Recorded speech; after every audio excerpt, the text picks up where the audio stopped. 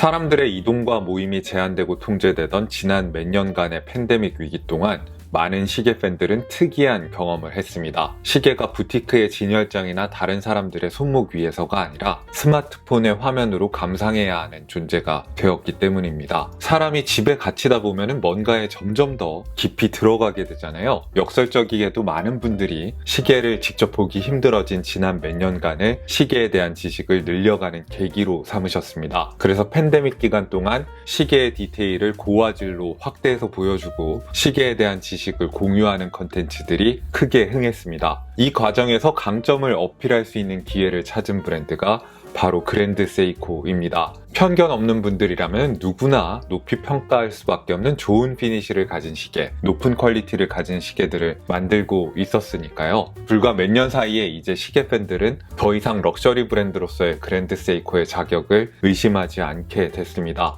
하지만 이름이 주는 권위가 아니라 품질로 승부하는 럭셔리 브랜드라는 위상은 굉장히 지키기 부담스러운 포지션이기도 합니다. 다들 피니쉬와 퀄리티가 좋은 건 당연한 거고 기술 혁신도 당연하다는 생각을 갖고 있으니까 어지간한 걸 갖고 와서 보여줘도 감동을 주기가 힘듭니다. 불과 몇 년 전만 해도 인정을 못 받는 게 문제였다면 이제는 기대치가 너무 높아진 게 문제가 된 것 같은데요. 과연 올해 그랜드 세이코가 내놓은 모델이 까다로운 시계 팬들을 만족시킬 수 있을지 살펴보겠습니다.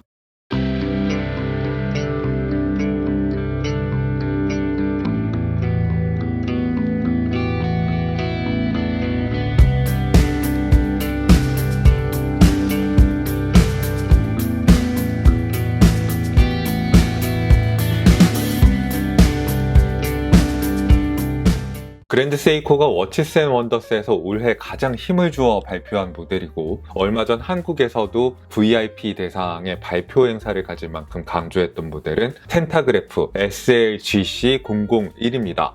얼마 전에 일본 출장을 갔을 때도 사람들이 모이는 곳마다 광고판을 배치하면서 이 모델을 대대적으로 홍보하는 걸 볼 수 있었습니다. 아무래도 브랜드에서 최초로 내놓은 기계식 크로노그래프 모델이라는 점에서 큰 기대를 모았는데요. 그랜드 세이코가 할 수 있는 것들을 다 퍼부은 느낌을 주는 시계입니다. 텐타그래프라는 이름은 1초에 10번 진동하는 하이비트 무브먼트, 그리고 3일의 파워 리저브, 오토매틱 크로노그래프라는 특징을 요약한 명명이기도 합니다. 케이스와 브레이슬릿은 전부 티타늄 소재로 제작됐고 스크루다운 크라운에다가 100m의 방수 성능도 갖고 있는 매력적인 블루 다이얼의 크로노그래프입니다. 그러나 이름에서도 무브먼트의 특징을 강조한 만큼 외양보다 무브먼트 이야기로 시작하면 좋겠습니다. 그랜드 세이코에서 만든 첫 기계식 크로노그래프라면은 시중에서 가장 진보된 무브먼트를 기대하실 텐데요. 이번에 새로 선보이는 9SC5 무브먼트는 좋은 평가를 받았던 9SA5 무브먼트 위에다가 크로노그래프 모듈을 올린 것입니다. 하이비트 무브먼트이지만은 크로노그래프를 사용하는 중에도 3일 이상의 긴 파워 리저브를 기대할 수 있습니다.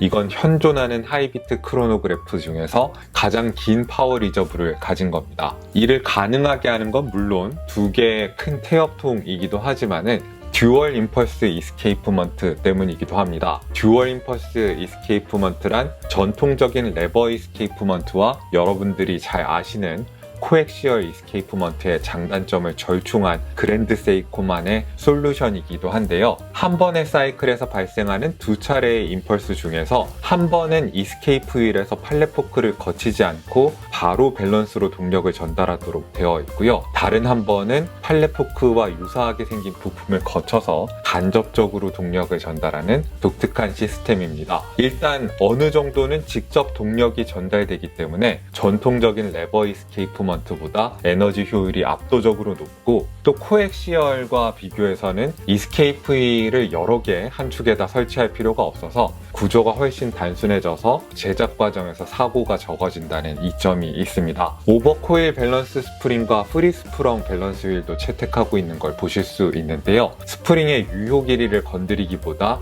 밸런스 휠의 나사를 통해서 균형이 틀어지지 않게 정밀한 오차 조정이 가능한 시계입니다. 1호차는 플러스 5초에서 마이너스 3초 사이로 크로노미터 스펙보다 타이트하게 작동하게끔 조정하고, 그랜드 세이코 내부의 20일 동안의 자체적인 검사를 통해서 이 오차를 확인한다고 합니다. 컬럼 휠이나 수직 클러치 같은 크로노그래프 매니아 분들이 당연히 따지시는 요소들도 갖추고 있습니다. 컬럼 휠을 구동할 때 시계 전체에 기분 좋게 소리가 퍼지는 느낌이 좋습니다. 손가락에 닿는 면적이 넓은 푸셔를 붙여두어서 사용할 때 아프거나 눌리는 느낌이 없어서 쾌적하고요. 또 수직 클러치 방식은 톱니들 간의 충돌이 발생하지 않아서 좀 더 매끄러운 크로노그래프의 구동을 기대할 수 있을 뿐만 아니라, 구동하고 있는 중에 부품들의 추가적인 부하를 거의 발생시키지 않고 시계의 정확성을 흐트러뜨리지 않아서 더 매력적인 방식이라고 하겠습니다. 그래서 크로노그래프 매니아 분들 중에서는 진짜 하이엔드 크로노그래프는 수직 클러치부터라고 말씀하시는 분들도 많습니다. 딱 하나 아쉽다면은 모듈형 무브먼트이기 때문에 컬럼 휠이 구동하는 모습 같은 걸 디스플레이백으로 볼 수가 없다는 것인데요. 그래도 뒷면은 상당히 아름답게 장식이 되어 있어서 만회가 됩니다. 브릿지와 로터의 모서리들은 멋지게 못따기를 해두었을 뿐만 아니라 나사와 카운터 싱크까지 디테일이 좋게 다 마감이 되어 있습니다. 그래서 어떻게 보면은 어지간한 스위스 하이엔드보다 더 스위스 하이엔드 같은 느낌을 풍기기도 합니다. 케이스 직경은 43mm에 러그-투-러그의 길이는 51.5mm, 두께는 15.3mm이고요. 티타늄이지만은 무게는 줄을 줄이기 전에 154g으로 꽤 실체감이 있습니다. 러그폭은 22mm에 브레이슬릿의 너비는 22에서 20mm로 좁아집니다. 작년에 나온 스프링 드라이브 크로노그래프보다는 살짝 더 작아지고 얇아졌습니다만은 존재감이 상당한 시계인 건 분명합니다. 그래도 그간 벨주 무브먼트나 IWC나 브라이틀링의 매뉴팩처 무브먼트가 들어간 42mm 사이즈 근방의 크로노그래프를 많이 보셨다면 굉장히 익숙한 느낌을 받으실 만한 사이즈입니다. 오해하지 않으셔야 하는 게, 손목에 직접 올려보시면 티타늄도 티타늄이지만 무게중심이 낮아서 사이즈가 시사하는 것보다 착용감이 상당히 좋다는 말씀도 드리고 싶습니다. 언제나 그랜드 세이코는 티타늄으로도 이렇게 좋은 피니시가 가능하다는 걸 보여주는데요. 전반적으로 굉장히 선명한 선을 가진 브러쉬가 가해져 있는 가운데 빗면으로 된 부분에 폴리시를 넣어서 시계의 각진 윤곽들을 강조를 했습니다. 빛을 이동시켜 보면은 이번에도 우글우글한 부분이나 경계가 침범된 부분, 그리고 엇나간 부분 없이 세밀한 가공이 되어 있다는 게 잘 느껴집니다. 푸셔와 크라운을 보셔도 디테일이 상당하고요. 크라운은 100m의 방수 성능에 맞게 풀고 잠그는 방식입니다. 세라믹 소재의 검은색 베젤은 우락부락하게 넘친다는 느낌이 들기보다 시계의 비례에 맞게 차분하게 둘러져 있습니다. 그 안에 들어간 흰색의 타키미터 숫자들도 글씨체도 읽기 좋고 정갈하게 정돈되어 있습니다. 자연의 시간을 포착한 듯한 입체적이고 깊이감 있는 질감의 다이얼은 그랜드 세이코의 전매 특허라고 할 수 있는데요. 이번 다이얼의 주제는 이와테산의 밤하늘입니다. 이와테산은 그랜드 세이코가 만들어지는 시즈쿠이시 스튜디오에서 보이는 산의 이름이라고 하는데요. 별뿐만 아니라 성운까지 보이는 굉장히 깊은 밤하늘이 묘사된 느낌인데, 이번에도 보시는 분들마다 다른 느낌을 가져갈 수 있는 멋진 패턴의 다이얼이 구현이 됐습니다. 시분 초침이나 인덱스도 어떻게 만들어졌는지 살펴보면 대단합니다.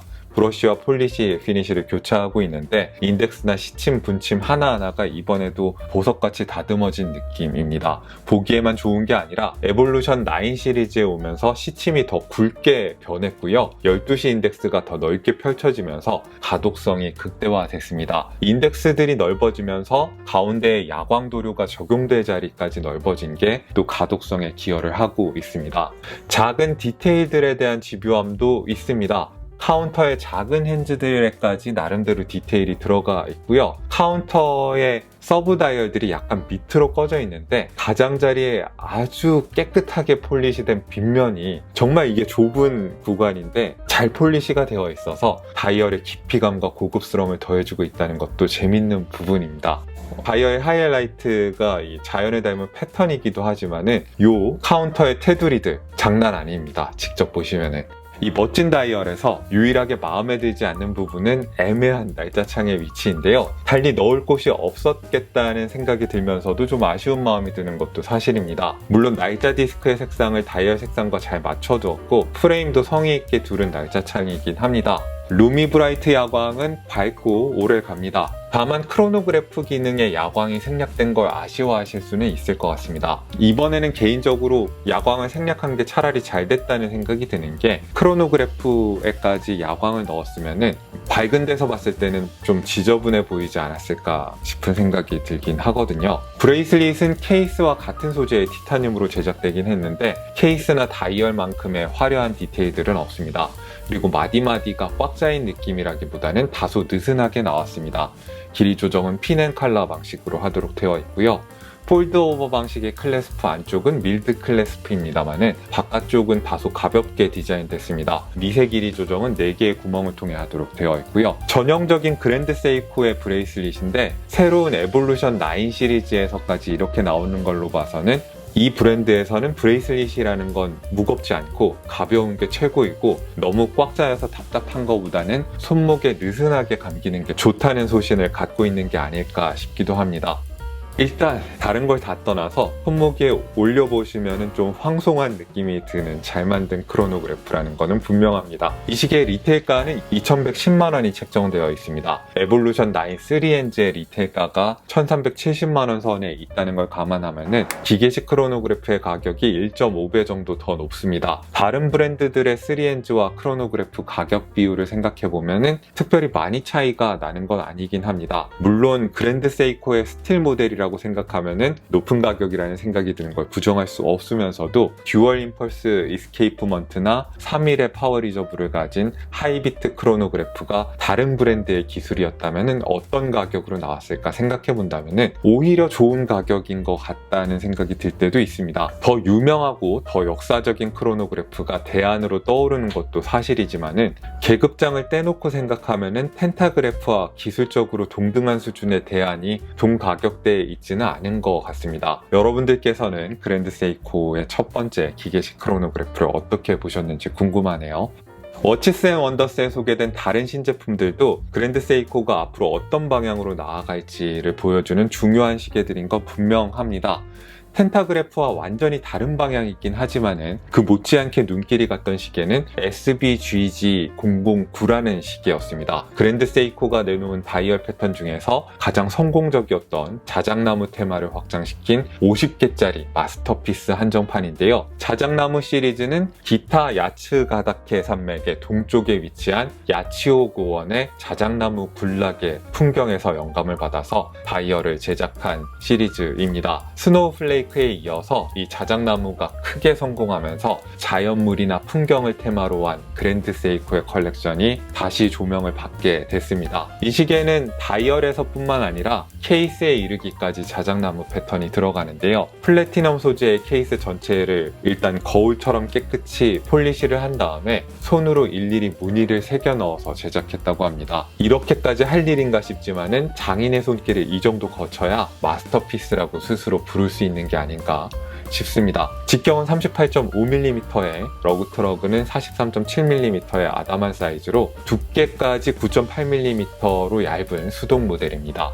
무브먼트도 멋집니다. 메인 스프링 2개를 하나의 태엽통에 집어넣고 토크 리턴 시스템을 통해서 효율성을 극대화한 부활 공이 무브먼트가 들어가는데요. 84시간의 파워 리저브를 약속합니다. 이 엔진의 자랑거리인 태엽통을 꽃잎 모양으로 스켈레톤화한 것도 아름답습니다. 이제는 스위스 하이엔드 못지않게 무브먼트의 겉모습도 예쁘게 잘 내어오는 그랜드 세이코입니다.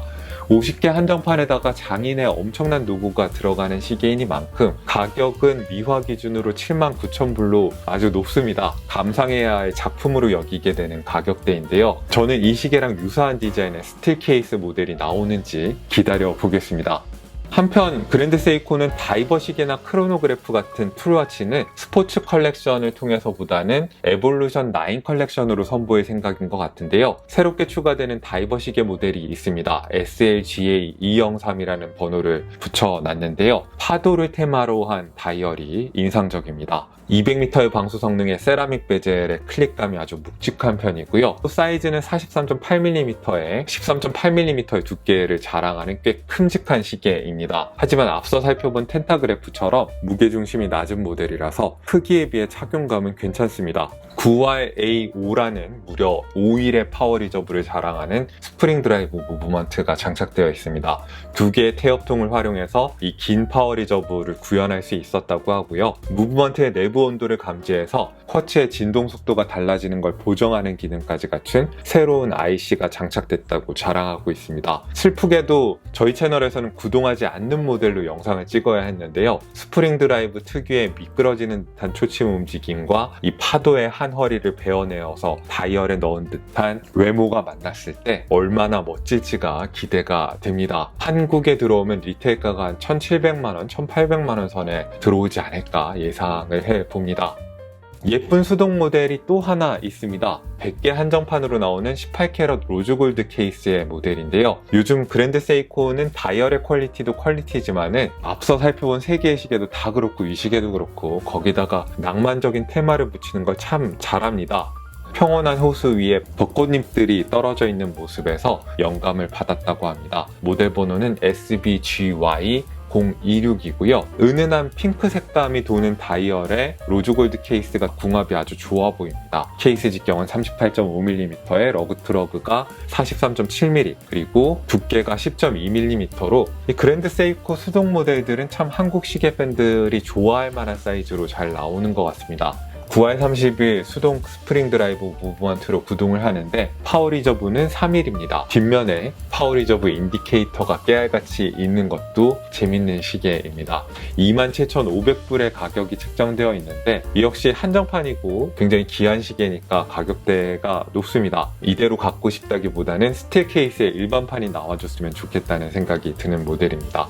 자, 이렇게 해서 그랜드 세이코에서 주력으로 밀고 있는 텐타그래프에 조금 더 힘을 실어서 올해 워치스 앤 원더스에서 4가지 신제품들을 최대한 제가 파악한 정보를 바탕으로 자세하게 전달하려고 노력을 해봤습니다. 뭔가 디자인이나 스토리텔링 그리고 주제를 전달하는 힘 같은 것들이 예전에 그랜드 세이코보다 많이 좋아졌다는 생각이 드는 것 같아요. 그래서 확실히 더 매력적인데 가격은 많이 올라갔죠. 그 그랜드 세이코 옛날 모델들이 가성비가 좋았다는 생각이 들면서 이번에 한번 질러볼까 이런 생각이 드는데 또 비교를 하자니 새로 나온 모델들이 예뻐서 돈을 좀 더 모아야 되나 갈등에 빠지게 하는 그런 신제품 라인업들인 것 같습니다. 오늘도 여러분들께 유용한 정보가 됐기를 바라고요. 여기는 생활인의 시계 채널, 저는 호스트 김생활이었습니다. 안녕히 계십시오.